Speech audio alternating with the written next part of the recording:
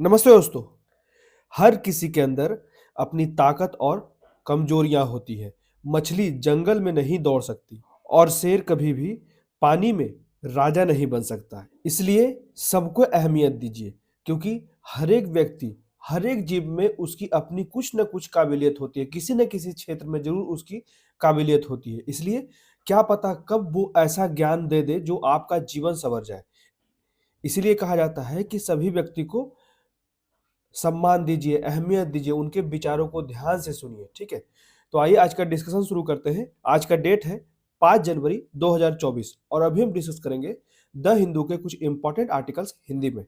तो सबसे पहला आर्टिकल जो है, अडानी हिंडनबर्ग फैसले को व्याख्या करेंगे, जिसका फैसला अभी हाल ही में 3 जनवरी को, ठीक है, सुप्रीम कोर्ट के द्वारा दिया गया।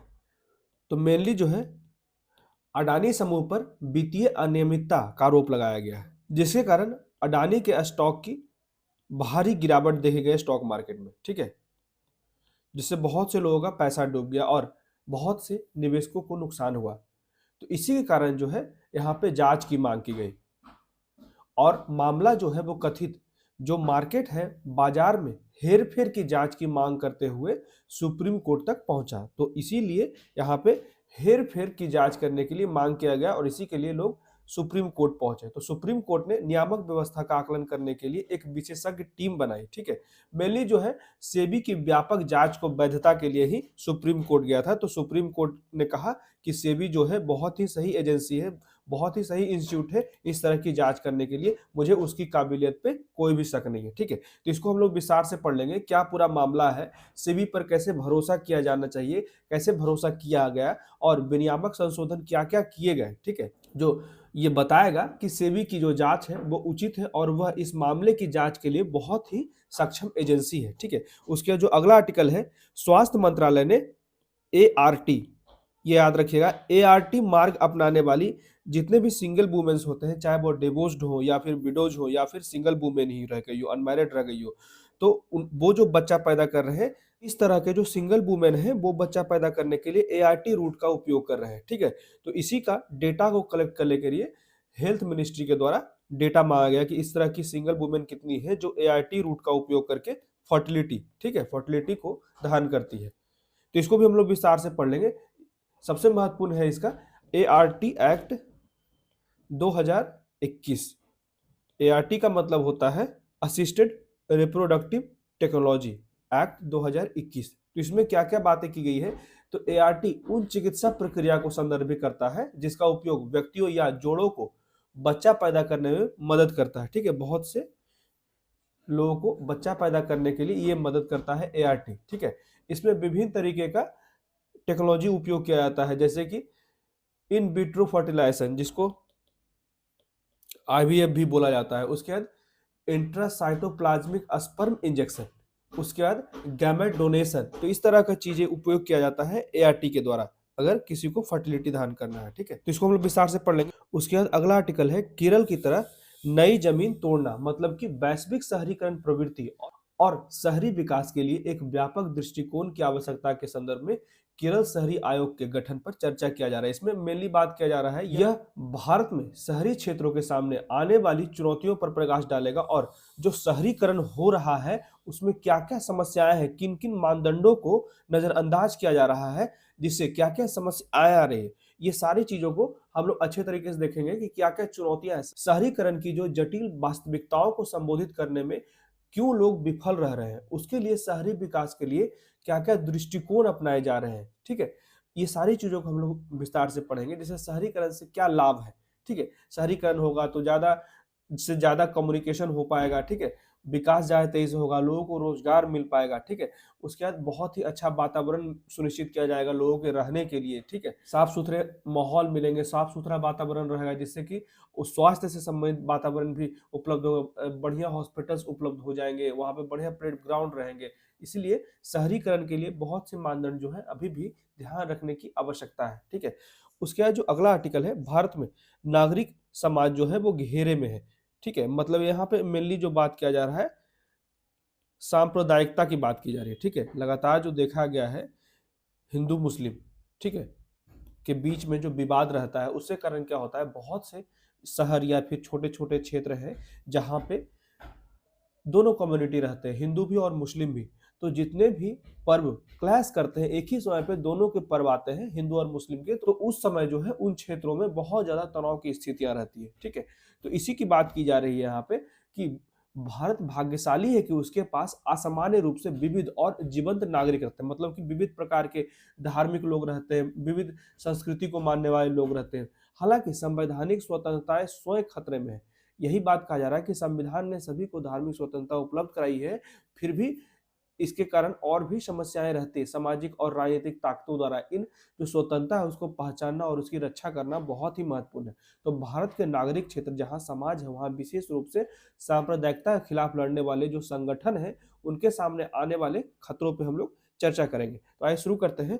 तो सबसे पहला जो आर्टिकल है, decoding the Adani Hindenburg judgment, जो अभी हाल ही में 3 जनवरी को सुप्रीम कोर्ट के द्वारा दिया गया। मेनली जो इसमें कहा गया कि सेबी एक सही इंस्टीट्यूट है इस तरह की जांच करने के लिए कि जो अचानक से अडानी का जो शेयर मार्केट में क्रैश कर गया, इतना तेजी से गिर गया, तो इसका क्या कारण है उसको जांच करने के लिए सेबी के क्षमताओं पे सवाल नहीं उठाया जा सकता। सेबी बहुत ही कैपेबल है। ठीक है, तो इसी को विस्तार से पढ़ लेते हैं। अडानी हिंडन मामला तब शुरू हुआ जब हिंडनबर्ग रिसर्च ने अडानी समूह पर वित्तीय अनियमितताओं का आरोप लगाया, जिससे कि अडानी के स्टॉक पर में भारी गिरावट आई और निवेशकों को नुकसान हुआ। जैसे ही जांच की मांग बढ़ी, मामला कथित बाजार हेरफेर की जांच की मांग करने हेतु सुप्रीम कोर्ट पहुंचा। इसी कारण लोग सुप्रीम कोर्ट पहुंचे। तो सुप्रीम कोर्ट ने एक नियामक व्यवस्था का आकलन करने के लिए एक विशेषज्ञ समिति का गठन किया। उसी बीच सेबी ने विस्तृत रिपोर्ट प्रस्तुत करते हुए अपनी जांच की। तो सेबी की व्यापक जांच और विशेषज्ञ समिति के निष्कर्षों की समीक्षा के बाद सुप्रीम कोर्ट ने यह फैसला सुनाया। ठीक, तो इसी में कहा जाता है कि अडानी हिंडनबर्ग मामले पर सुप्रीम कोर्ट का फैसला क्या था।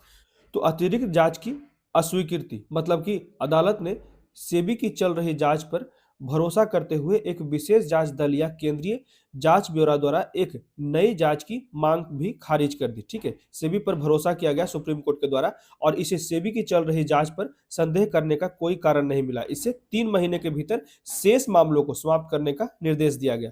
और विनियामक संशोधन क्या क्या किया गया, तो अदालत ने सेबी को विदेशी पोर्टफोलियो निवेशकों और इस तरह के लिस्टिंग दायित्व और प्रकटीकरण आवश्यकता विनियमों में बदलाव को रद्द करने का भी आदेश का कोई आधार नहीं दिखा। ठीक है, यहाँ पे ये भी बातें की जा रही है।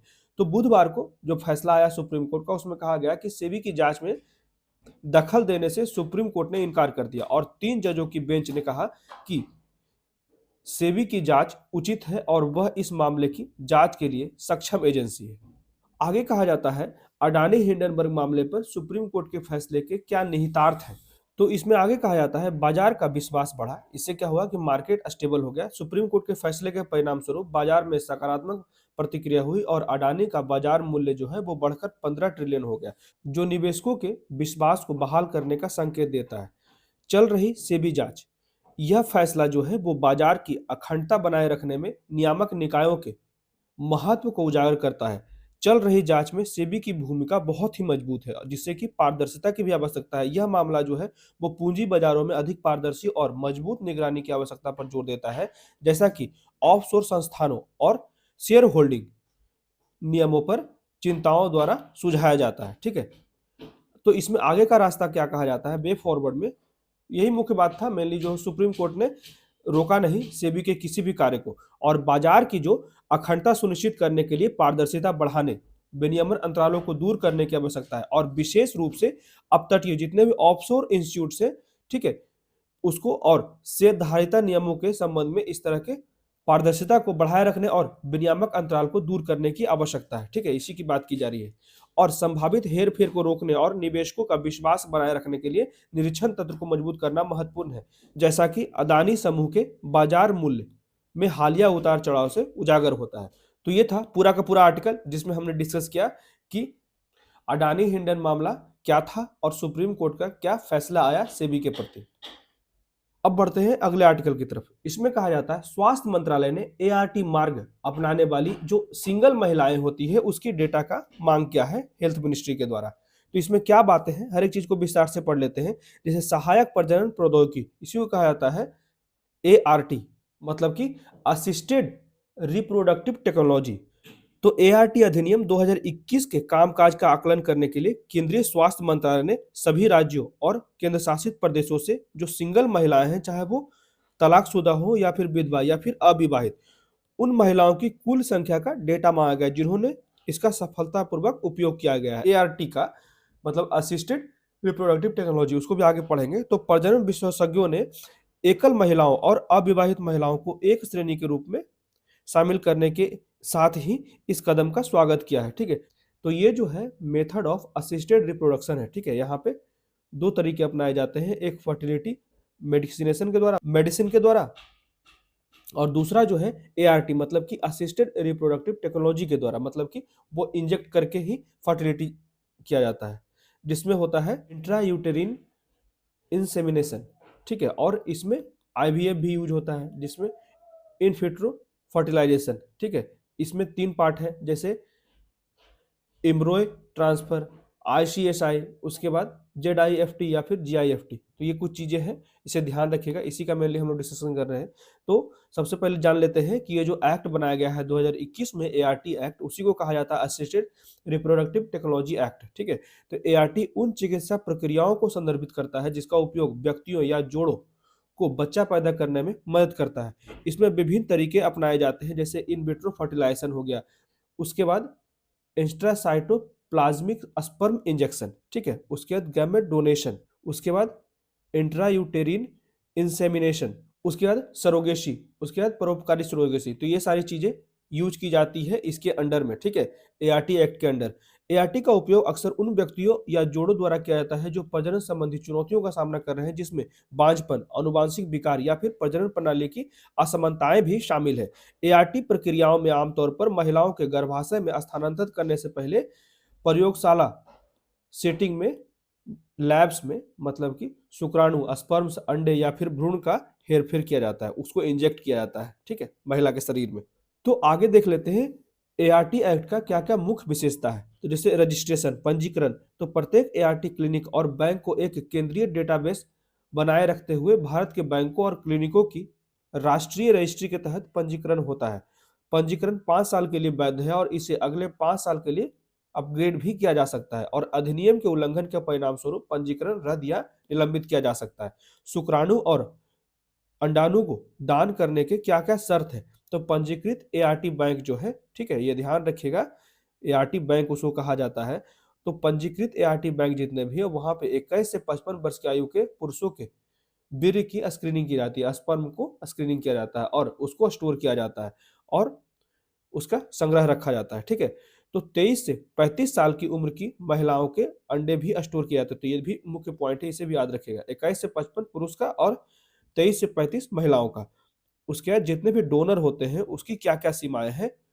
ओसाइट दाताओं को विवाहित महिला होना चाहिए। तो यही बात कहा जाता है, जितने ही महिलाएं कंसीव नहीं कर पाती हैं उसी के लिए जो ओसाइट दाता होते हैं वो उसका मदद करते हैं। तो यही बात कहा जाता है, ओसाइट दाताओं को विवाहित महिला होना चाहिए और उसका अपना कम से कम एक जीवित बच्चा होना चाहिए, तभी वो इस तरह की महिलाओं का मदद कर पाएगी। ठीक है, और न्यूनतम 3 वर्ष का होना चाहिए एक बच्चा। एआरटी विनियमन अधिनियम 2021 की जो मुख्य विशेषताएं क्या क्या है। एक, अंडाणुदाता अपने जीवन काल में केवल एक बार ही दान कर सकता है। ठीक है, तो अंडाणु फीमेल्स के लिए है और अधिकतम 7 अंडाणु प्राप्त किए जा सकते हैं। और युग्म आपूर्ति, जितने भी कपल्स की आवश्यकता होती है, तो एक एआरटी बैंक एक एकल दाता से एक से अधिक कमीशनिंग जोड़े को युग्म की आपूर्ति नहीं कर सकता है। ठीक है, जितने भी सिंगल लोग होते हैं जो कुछ भी डोनेट करना चाहते हैं वो एक से ज्यादा नहीं कर सकते किसी कपल्स के लिए।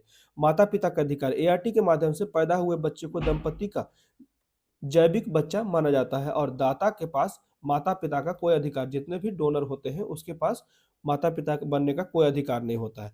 सहमति, एआरटी प्रक्रिया के लिए दंपति और दाता दोनों से लिखित सूचित सहमति आवश्यक होती है। एआरटी प्रक्रिया का विनियमन, तो सरोगेसी अधिनियम 2021 के तहत गठित राष्ट्रीय और राज्य बोर्ड एआरटी सेवाओं को विनियमित करेगा।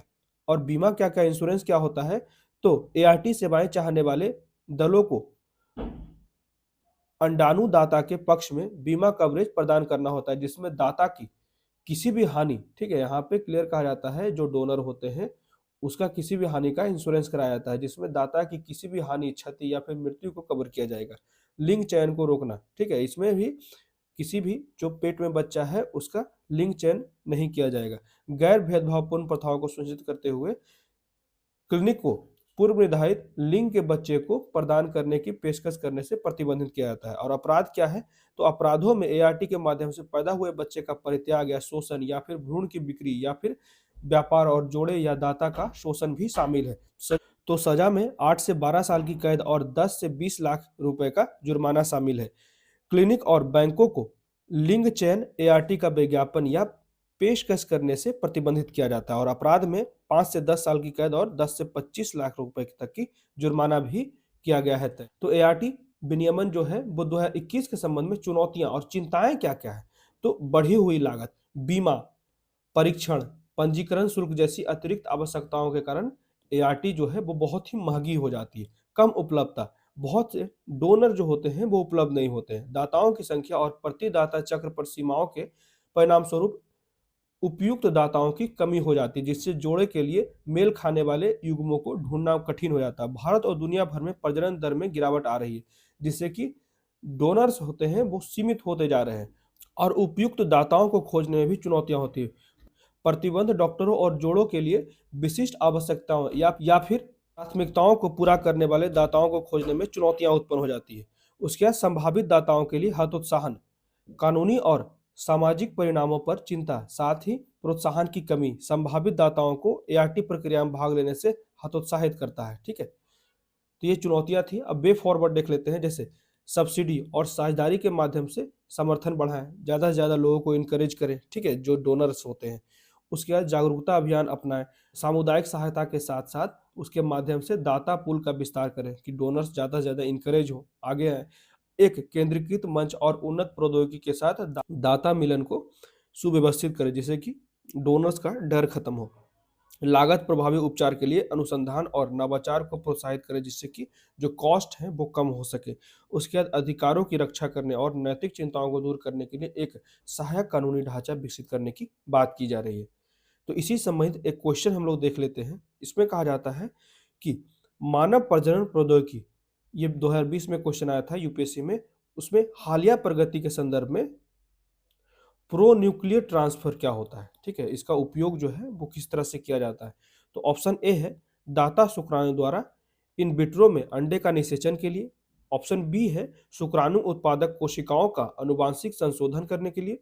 उसके बाद ऑप्शन सी है स्टेम कोशिकाओं का कार्यात्मक भ्रूण में विकास, या फिर ऑप्शन डी जो है वो संतानों में माइटोकॉन्ड्रिया रोगों के रोकथाम करने के लिए प्रो न्यूक्लियर ट्रांसफर किया जाता है। तो ये हो जाएगा ऑप्शन डी, सही उत्तर हो जाएगा। तो ये था पूरा का पूरा आर्टिकल, जिसमें हम लोगों ने एआरटी के बारे में पढ़ा कि जैसे सिंगल वुमेन्स या फिर जितने भी विधवा होती हैं या फिर जितने भी डाइवोर्स्ड वुमेन होते हैं, ये सारी महिलाएं जो है बच्चा पैदा करने के लिए इस तरह का एआरटी के तरीके का उपयोग करती है। ठीक है, तो हर एक चीज को हम लोगों ने पढ़ा। उसके बाद बढ़ते हैं अगले आर्टिकल की तरफ। इसमें कहा जाता है breaking new ground the Kerala way, मतलब कि जिस तरह से केरला जो है शहरीकरण को रिव्यू कर रहा है, शहरीकरण में क्या क्या चुनौतियां आ रही है, शहरीकरण के लिए क्या क्या लाभ हो सकते हैं, हर एक चीज को हम लोग विस्तार से पढ़ लेते हैं। तो इसमें कहा जाता है कि वैश्विक शहरीकरण प्रवृत्तियों और शहरी विकास के लिए एक व्यापक दृष्टिकोण की आवश्यकता के संदर्भ में केरल शहरी आयोग के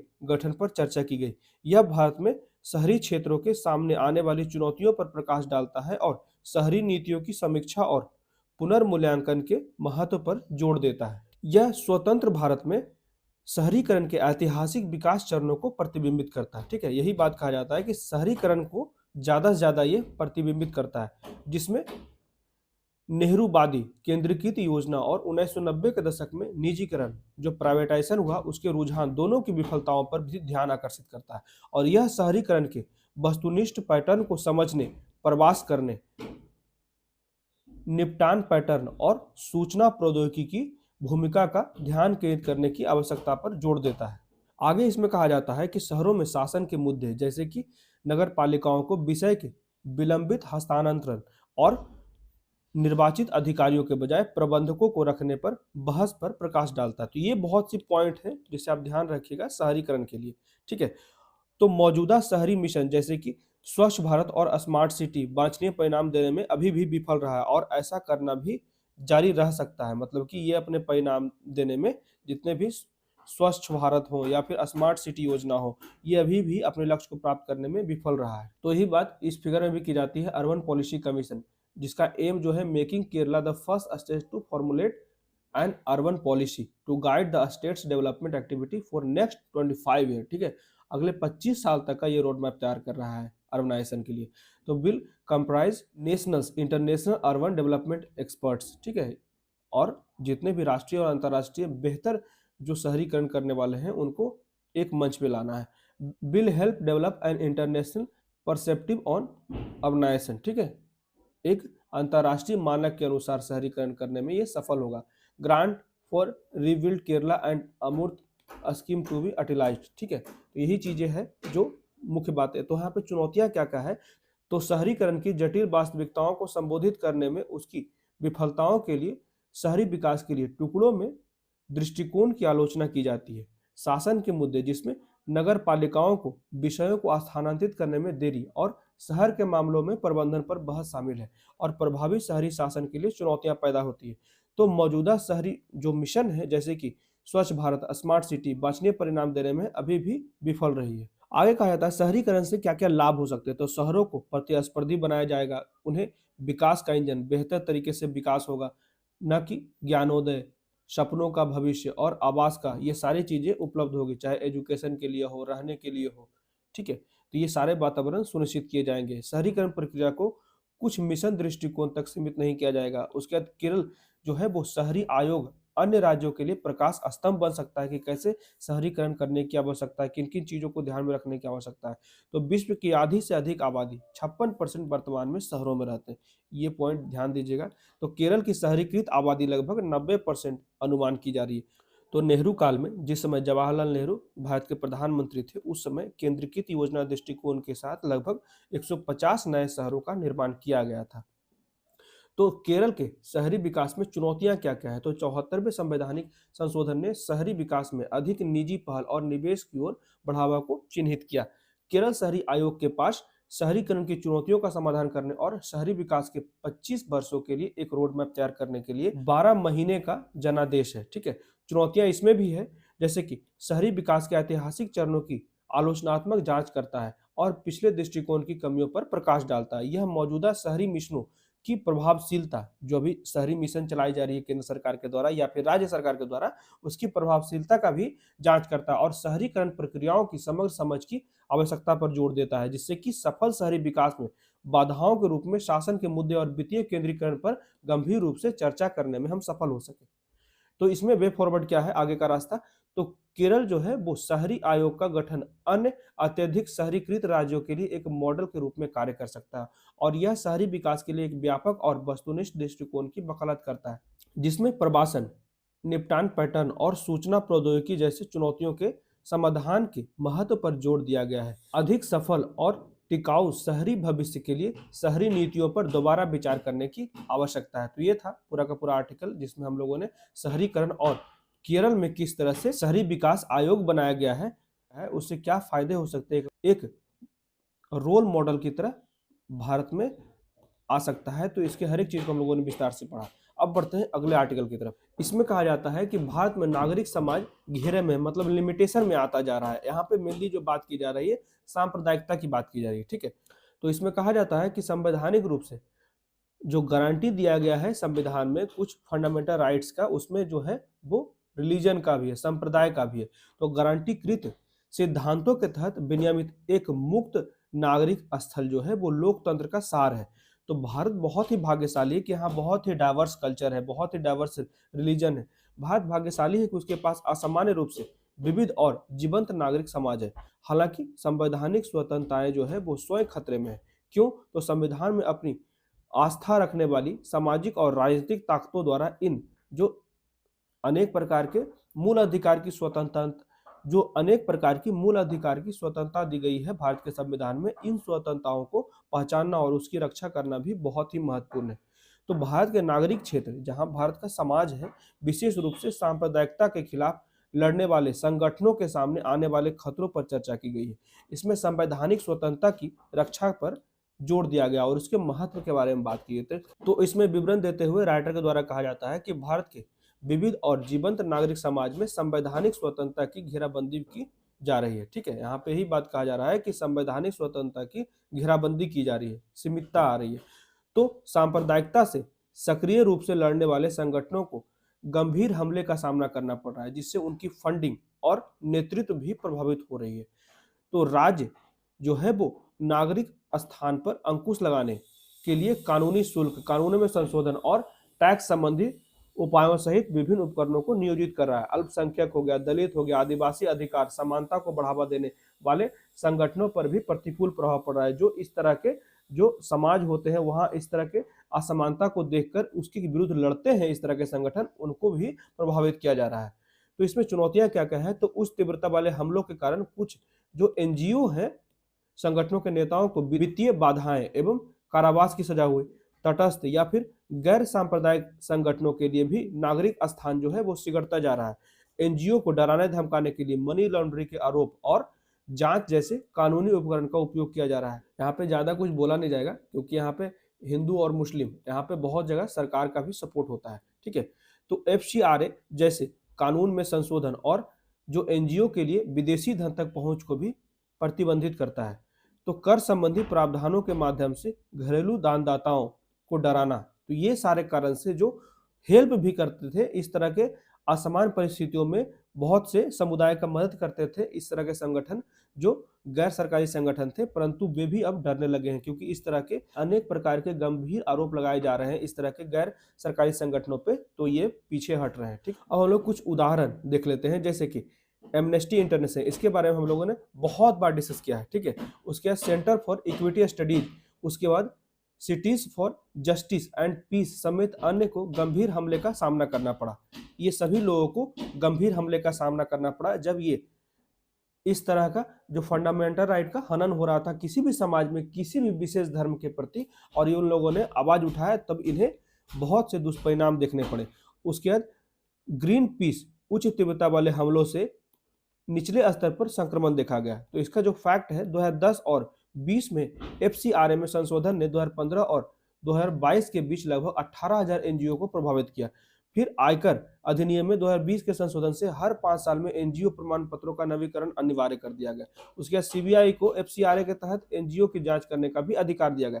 इन कारणों से जो एनजीओ का प्रभाव है वो घटता गया। ठीक है, तो इसके लिए वे फॉरवर्ड क्या कहा जाता है, स्पष्ट धर्मनिरपेक्ष रुख अपनाने वाले विपक्ष और क्षेत्रीय नेताओं को मजबूत करना, लोकतंत्र की रक्षा के लिए सांप्रदायिकता विरोधी और प्रगतिशील नागरिक वर्ग को संगठित करना, उसके संवैधानिक स्वतंत्रता की सुरक्षा की वकालत करना और जो एनजीओ है उसको प्रभावित करने वाले कड़े कानून की एक बार समीक्षा करने की आवश्यकता है जिससे कि एनजीओ का जो कार्य है वो प्रभावित न हो। उसके बाद भारत के लोकतंत्र के संरक्षण में नागरिक स्थल के महत्व के बारे में भी जागरूकता बढ़ाने की आवश्यकता है। ठीक है, तो ये था पूरा का पूरा आर्टिकल जो आज के द हिंदू के न्यूज़पेपर में था। कैसा लगा प्लीज मुझे कमेंट करके बताएं और मेरे वीडियो को ज्यादा से ज्यादा लाइक करें, शेयर करें और मेरे चैनल को सब्सक्राइब करें। Thank you.